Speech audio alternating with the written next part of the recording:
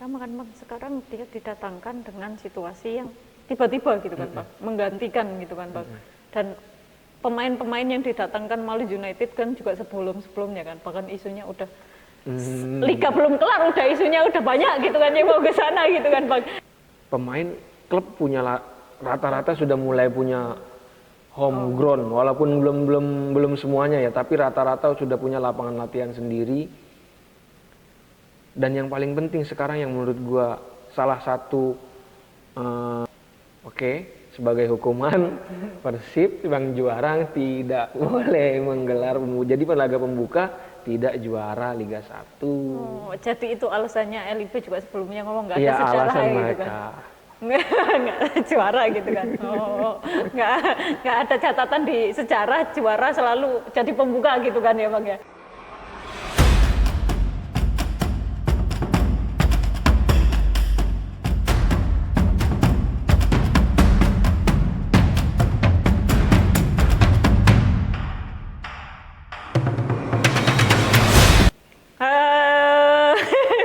Selamat datang di Bincang Bola Eksportase, tempatnya ngobrol bola tanpa basa-basi, bahas yang penting-penting dan sentil yang perlu disentil. Ya, lama kayaknya kita nggak pernah berjumpa ya. Lama ya. Belum lama banget. Ya, kebetulan Liga mau mulai, jadi kita bahas-bahas. Bukan Liga ya Bang, sekarang nyebutnya Super League langsung Super League. ya. Ya, Super League ya. Super League tapi bukan ESL. Oh iya benar. Jadi langsung aja kita bahas soal Super League yang akan dimulai tanggal 8 kan tempatnya ya. Ya, pembukaan Super League 2025-2026 di Surabaya nih. Padahal yang juara Persib Bandung nih Bang. Aduh. Yang juara Persib Bandung. Back to back. Yang biasanya kayaknya hampir setiap musim nggak sih Bang yang juara selalu main kan gitu kan. Iya, tiba-tiba kali ini Persebaya yang posisi keempat, posisi keempat musim lalu, jadi tim pembuka. Tiga dong, 4 Malut. Oh, bukannya kebalik. Oh iya kebalik. Aku mengakui ini Bang, 4 kebalik Bang, Malut yang ketiga. Persebaya yang posisi 4 nih Bang, lawan tim juara Liga 2, PSIM Yogyakarta. Pembukanya di Surabaya lagi Bang. Sebenarnya alasan kenapa sih Bang tiba-tiba Surabaya gitu kan, bukan Persib Bandung nih yang juara? Teman-teman pasti udah tahu pernyataan Bapak Ferry Paulus bilangnya FIFA tidak mengizinkan. LIB dan PSSI berkomunikasi soal stadion, soal supporter away, ternyata tidak boleh, dan salah satu alasannya karena di pertandingan terakhir kemarin akhir musim Liga 1 banyak klub menyalakan flare. Iya sih. Terus ditanya lagi sama teman-teman wartawan, apakah cuma flare doang yang jadi alasan? Enggak. Ternyata di pertandingan terakhir pas penyerahan trofi ada insiden pitch invader. Penonton masuk lapangan dan itu yang sangat dibenci, sangat tidak disukai oleh FIFA karena dampaknya kanjuruhan terakhir pitch invader itu terjadi di Bandung. Dan di situ ada berbagai macam lah tingkah supporter ya, kayak ngambil rumput, ngambil jaring dan segala macam. Itu dianggap catatan buruk akhir musim sehingga akhirnya tidak boleh, dan akhirnya PSSI dan WTLIB sepakat sebagai hukuman Persib Bang Juarang tidak boleh menggelar, jadi laga pembuka tidak juara Liga 1. Oh, jadi itu alasannya LIB juga sebelumnya ngomong nggak ada Iya, sejarah alasan gitu mereka. kan. Nggak juara gitu kan. Oh, nggak ada catatan di sejarah juara selalu jadi pembuka gitu kan ya Bang ya. Padahal selalu kayak kalau musim ini aja berkaca ya, Sassuolo ketemu sama Napoli, Liverpool ketemu sama Brighton, ya di mana-mana selalu kayak gitu kan. Tapi tiba-tiba peringkat 4 yang jadi agak anomali lah musim ini. Ya kalau kata netizen kan ya itulah pokoknya. Netizen yang lebih tahu ya. Bang, tapi kan PSIM yang datang sebagai tim juara nih Bang, lumayan sih Bang, maksudnya manajemen juga berani ya mendatangkan pelatih yang emang bisa dibilang malah pelatihnya lebih terkenal kalau di Belanda nih. Di gitu Belanda, kan. iya. Di Belanda iya. lebih terkenal dibanding malah dibandingkan sama pelatih Bali United malah lebih lebih terkenal. Walaupun pelatih Bali United juga sebelumnya kan ya jadi pelatihnya Eliano lah, semua orang tahu. Tapi kalau di track record Belanda tuh pelatih ini tuh lebih bagus gitu katanya kan Bang. Melihat PSIM yang datang sebagai tim promosi Bang, tapi sebelumnya juga mereka udah gelar uji coba lawan ini Bang, Bali United. Bali United juga kan sebelumnya di launching Bali. Itu juga kalah 6-0 Bang. Lihat tim yang baru promosi ke Liga 1, persaingannya dan lain sebagainya. Gimana sih Bang melihatnya? Apalagi awal musimnya lawannya di kandang Persebaya gitu Bang.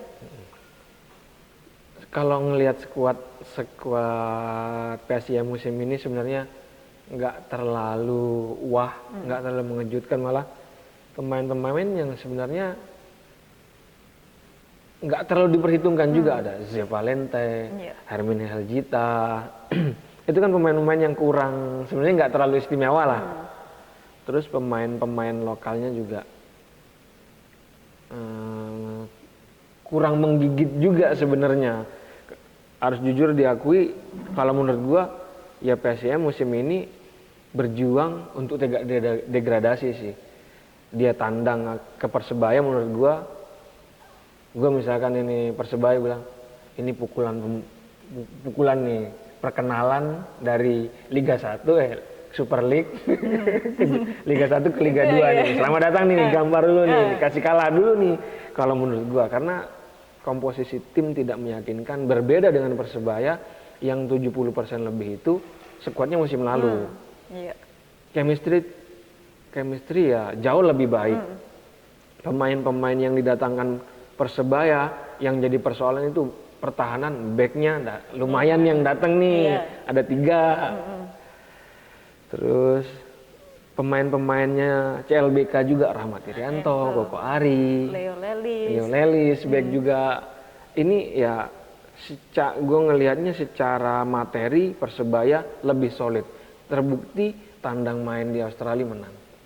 Ini sudah jadi bukti, sedangkan PSIM walaupun tidak bisa menggambarkan kekuatan asli namanya uji coba dengan pertandingan resmi, tetap aja ya jauh-jauh ke Australia menang. Oke lah Persebaya. Jadi emang harus dikejutkan dulu nih PSIM buat ini. Enggak akan mengejutkan ya. Maaf nih PSIM nih, nggak akan mengejutkan nih. Bang, tapi yang Bang Bijing juga udah nyinggung nih beberapa pemain gitu kan.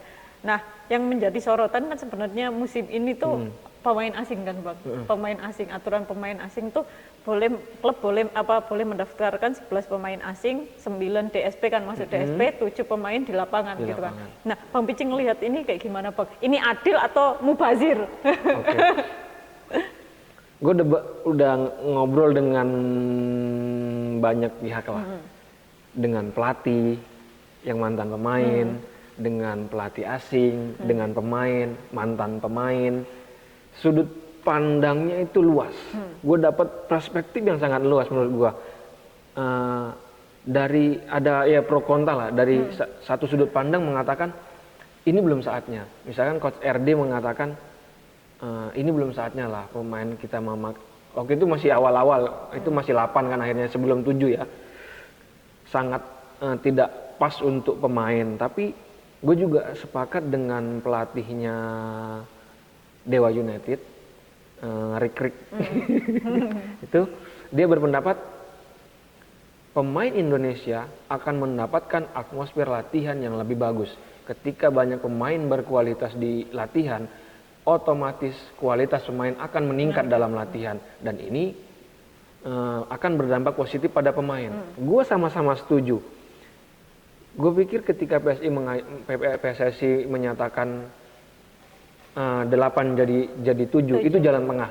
Jalan tengah di antara pro kontra, walaupun tidak bisa diterima oleh semuanya, ini cuma jalan tengah yang baik.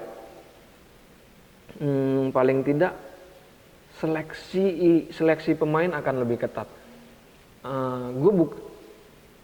Menurut gue ya, federasi dengan segala pro kontra, dengan segala dinamika yang diciptakan dan tercipta, tetap berusaha memperbaiki situasi sepak bola nasional, menghadirkan VAR, wasit asing. Kemarin baru bertemu dengan Ogawa, dia mempresentasikan soal wasit, bagaimana peningkatan kualitas wasit Indonesia yang jauh meningkat dibanding tahun-tahun sebelumnya dengan database yang telah baru, bagaimana pembinaan wasit juga dibangun, begitu juga peningkatan kualitas pelatih dilakukan. Sekarang semakin diperketat latihan. Salah satu contohnya di regulasi kompetisi itu latihan tim itu tidak boleh di stadion, harus di lapangan. Ini ya sebenarnya dari musim lalu udah ditekankan oleh PSSI, cuma musim ini lebih ketat. Pemain klub punya rata-rata sudah mulai punya home ground, walaupun belum semuanya ya, tapi rata-rata sudah punya lapangan latihan sendiri. Dan yang paling penting sekarang yang menurut gua salah satu ekosistem yang juga harus dibangun selain dari infrastruktur stadion dan segala macam adalah ekosistem pemain. Dan ekosistem pemain ini ya dibentuk dengan seperti ini. Ketika banyak pemain asing, pemain yang tidak kompetitif, yang tidak berkembang, yang tidak mengasah kemampuannya, itu kan terukurnya dari latihan, dari tim pelatih yang tahu ketika dia malas, ketika dia tidak menjaga gaya hidup, menjaga kesehatan, meningkatkan latihan, menambah porsi latihan, dia akan tersisih. Ini akan meningkatkan ekosistem sepak bola nasional. Ketika ekosistem sepak bola nasional pemainnya, mindsetnya makin profesional, bukan cuma di lip service, otomatis pemain bisa bersaing dengan pemain asing. Dan untuk awal mungkin pahit, tapi ketika ekosistem persaingan ini dibentuk dengan kuat, pemainnya juga akan bersaing. Gue sih berharap akhir musim makin banyak pemain lokal yang terpilih di klubnya, misalkan pemain asingnya jadi 4 kah. Kalau awal-awal mungkin 7, tapi akhir musim gue yakin akan makin banyak pemain lokal yang menjadi starter ketimbang pemain asing karena mereka ekosistemnya terbentuk dengan baik.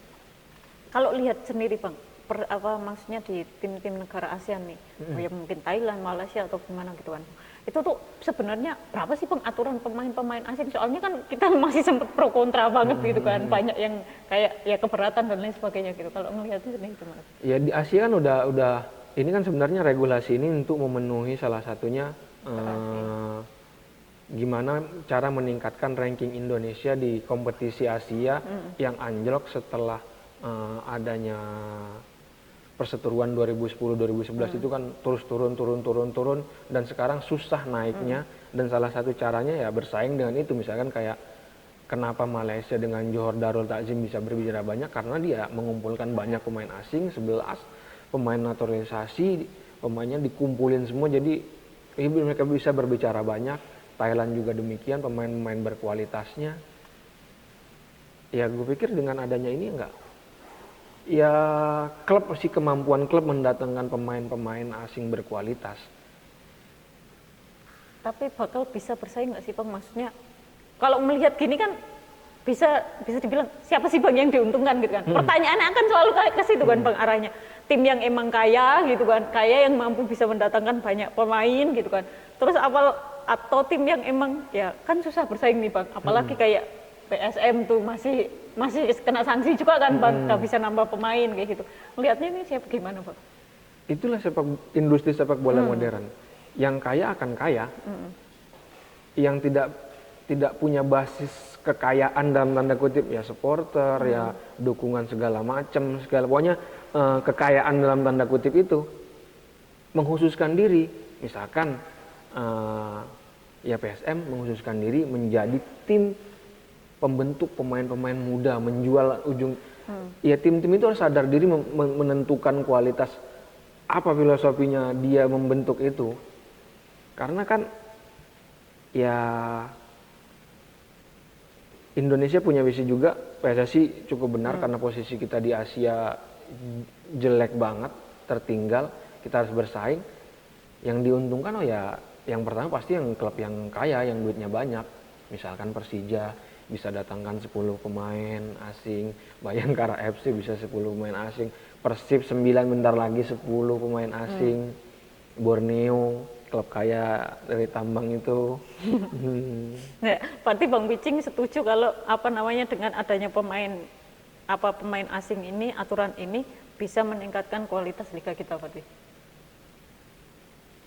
Yes. Setuju, berarti bisa meningkatkan kualitas kita kan intinya. Kualitas, sebenarnya jawabannya agak kompleks nih, nggak bisa langsung gitu, agak panjang menjelaskannya. Cuma ya, ketika kualitas pemain yang datang lebih bagus, otomatis sisi kompetitifnya akan naik. Misalkan Arab Saudi mendatangkan pemain-pemain bintang, sisi kompetitifnya naik. MLS mendatangkan pemain-pemain bintang dunia, mahal, tapi sisi kompetitifnya naik. Yang bagaimana pemain-pemain udah tua main ke dia jadi jago banget gitu. Sekarang pemain tua ke Amerika ya nggak jago-jago banget kayak dulu, karena semakin banyak persaingannya. Karena pemain-pemain bintang kayak yang masih Son Heung-min masih 33 udah ke Amerika kan, di usia yang sebenarnya masih matang bisa. Dan nggak tua-tua banget. Terus siapa pemain Liverpool ke Darwin Núñez ke Arab dengan usia semuda itu kan, menandakan sisi kompetitifnya ya meningkat ketika datang. Nah, pemain kita ya harus diakui masih level 3 semua. Nah, ya itu masalahnya Bang, pemain kita kan belum ada aturan nih Bang, di liga kita belum ada aturan kayak. Ada aturannya, cuma ya emang gue udah baca regulasi kompetisi, tapi belum terlalu mendalam, gue baru dapat juga. Belum terlalu mendalam, memang ini masih warisan, koreksi kalau salah ya, warisan lama, strata pemainnya masih yang lama, belum ya mungkin bisa diupdate nantinya lah. Gue yakin akan diupdate terus nantinya. Soalnya kan musim lalu tuh juga bermasalah yang sebelum-sebelumnya malah yang Persikabo yang sebenarnya mereka nggak punya menit bermain, bahkan yang kemarin ada yang pemain sebenarnya di level 3 terus dipinjamkan dulu ke level yang lebih tinggi agar bisa main, diakalin dengan berbagai macam gitu. Tapi kan Bang, sebenarnya dari trennya bisa dilihat, misalnya gini, sekarang dulu sepak bola Indonesia itu banyak pemain Afrika, sekarang Afrika sedikit sekali. Malah Eropa naik Eropa naik, walaupun ya levelnya ya ada yang main di strata 4-nya, strata 3, cuma Eropa. Terus yang paling banyak Brazil. Kemarin Brazil. Itu setelah Persija mengumumkan Neymar kawin itu 60 pemain Brazil.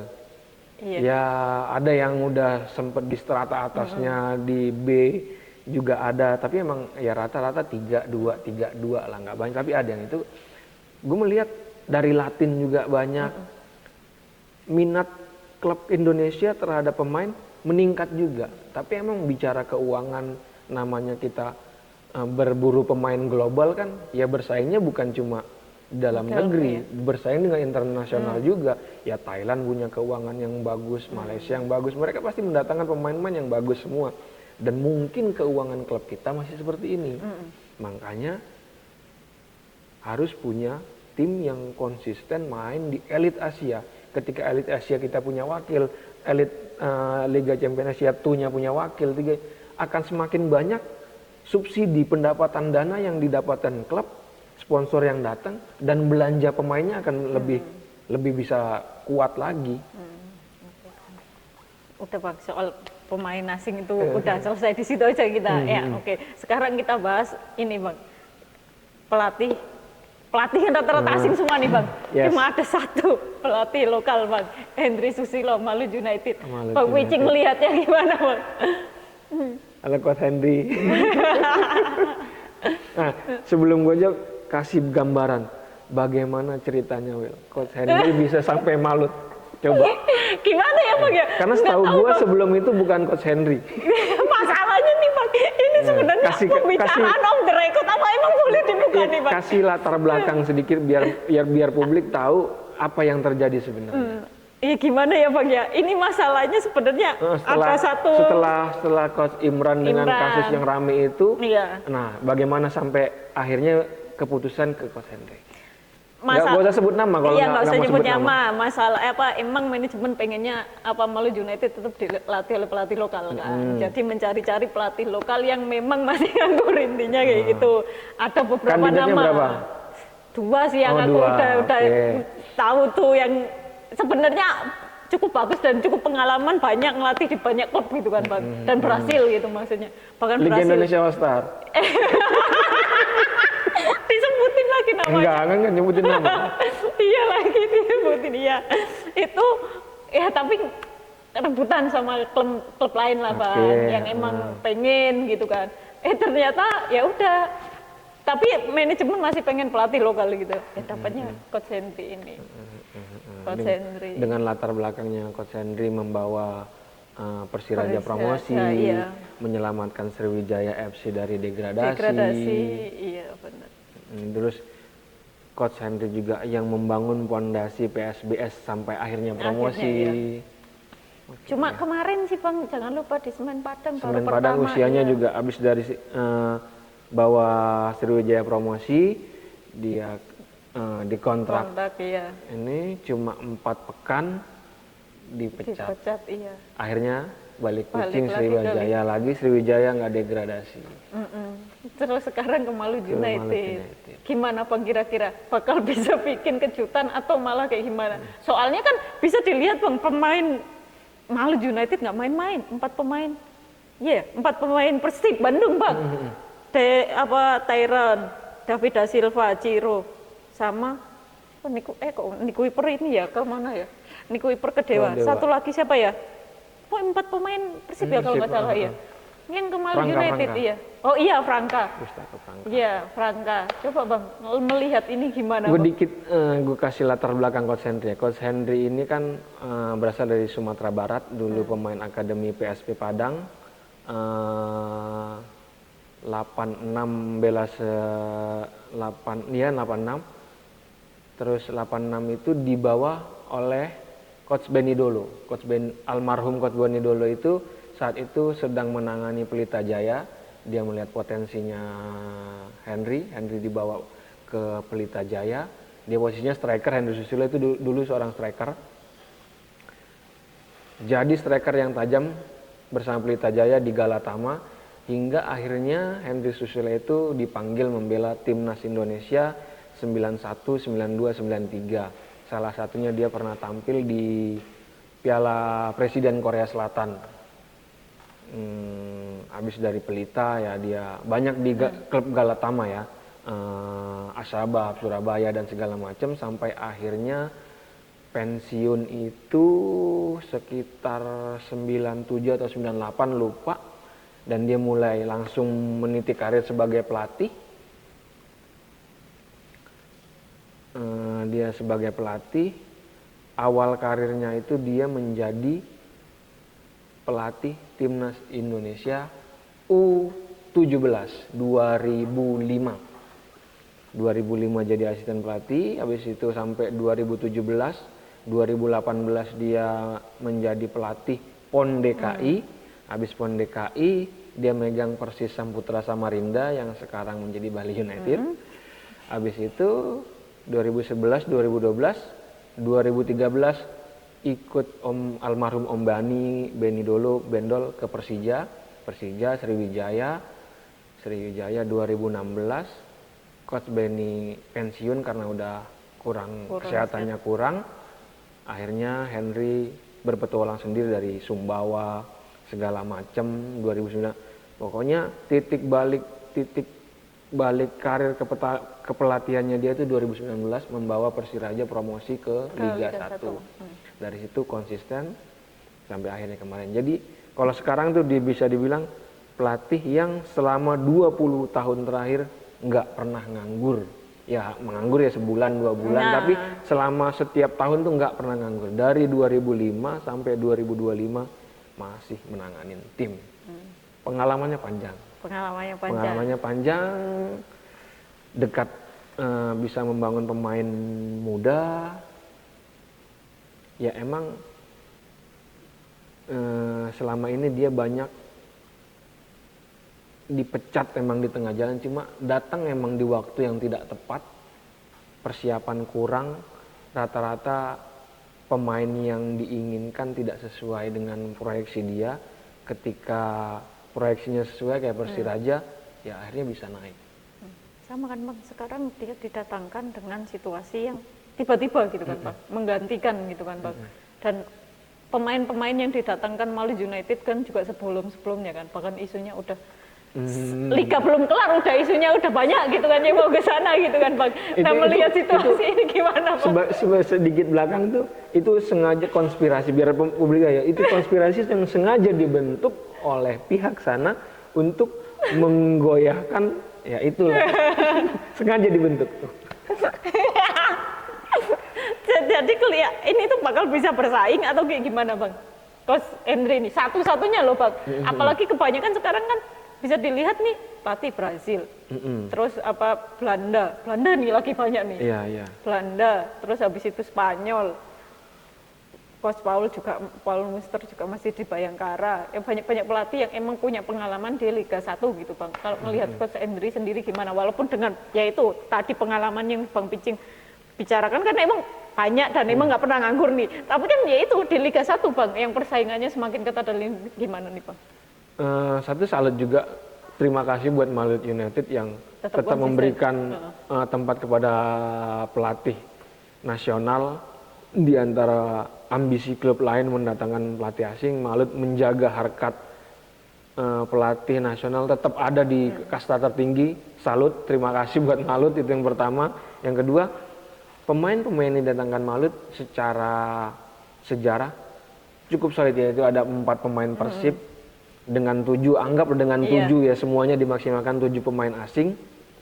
Misalkan 2 di belakang, 2 di tengah, 2 di depan, anggap 4-3-3. Sudah cukup menurut gua dengan Yakob Sayuri, Yance Sayuri, Manahati dan satu pemain nggak kaleng-kaleng nih skuad, nggak kaleng-kaleng juga misalkan dibandingkan PSBS Biak, mohon maaf, PSIM mohon maaf, Persis Solo mohon maaf, ya Maluku, wih, nggak kaleng-kaleng ini skuad, mau apa lagi? Walaupun papan tengah ke atas nggak kemana. Oke, papan tengah ke atas nih. Oke, ya udah Bang, terakhir nih pertanyaan dari aku Bang. Prediksi dari Bang Picing, 3 tim papan atas musim ini siapa Bang? Mikir-mikir. Aduh. Nggak bisa dipungkiri